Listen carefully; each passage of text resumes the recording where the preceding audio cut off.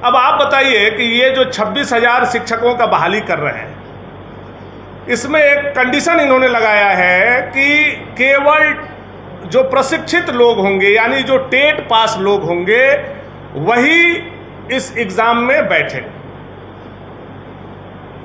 आप मुख्यमंत्री जी, आपसे ही ये प्रदेश की जनता जानना चाहती है कि क्या 2019 में झारखंड में ऐसा नियम देश के लिए, देश के परिप्रेक्ष्य में झारखंड में भी ऐसा नियम बना है कि प्रत्येक साल टेट की परीक्षा होनी चाहिए?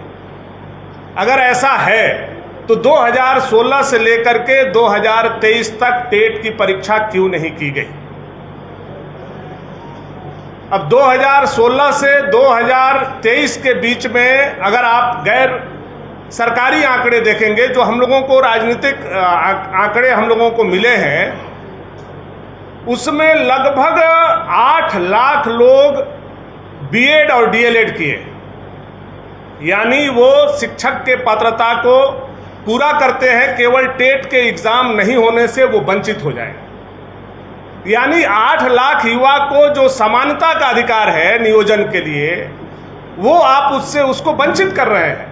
वो बच्चे इसमें अपीयर नहीं हो पाएंगे जिनके माँ बाप भूखे पेट रह करके अपने बच्चों को पढ़ाए, बीएड और डीएलएड कराया। उनको टेट की परीक्षा नहीं होने से वो बच्चे इस परीक्षा से वंचित हो जाएंगे। ये बहुत दुर्भाग्यपूर्ण स्थिति है।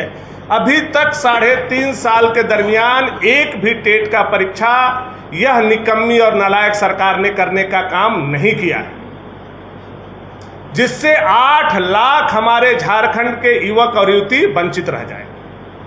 दूसरी बात यह है कि नियोजन नीति और स्थानीय नीति परिभाषित नहीं होने से जो आप 26,000 लोगों को बहाल करने जा रहे हैं, कि क्या 40% लोग के लिए बाहर के लिए दरवाजा आपने खोलने का काम किया है? यानी 60-40 का नियोजन नीति के आधार पर आप यह बहाली कर रहे हैं।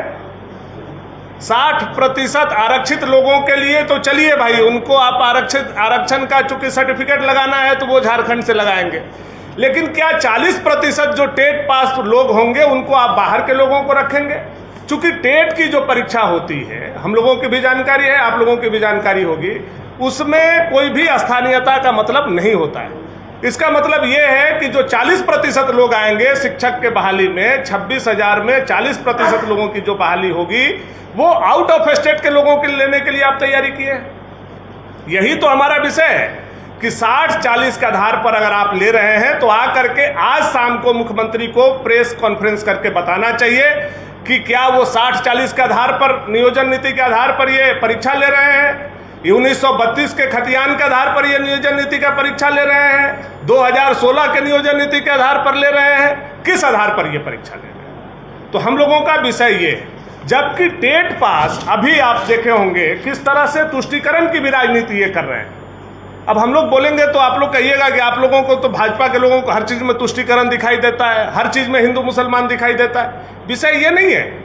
आप भी पढ़े लिखे हैं, समझदार हैं। कुछ दिन पहले अल्पसंख्यक विद्यालय में परीक्षा शिक्षकों की बहाली होती है। अल्पसंख्यक विद्यालय में जिन शिक्षकों की बहाली हुई वो टेट के आधार पर सीधे बहाली ले ली गई। अब एक तरफ अल्पसंख्यक विद्यालय में आप टेट पास लोगों को सीधे बहाल करते हैं और दूसरे तरफ टेट वाले लोगों को आप परीक्षा लेते हैं बाकी विद्यालयों के लिए।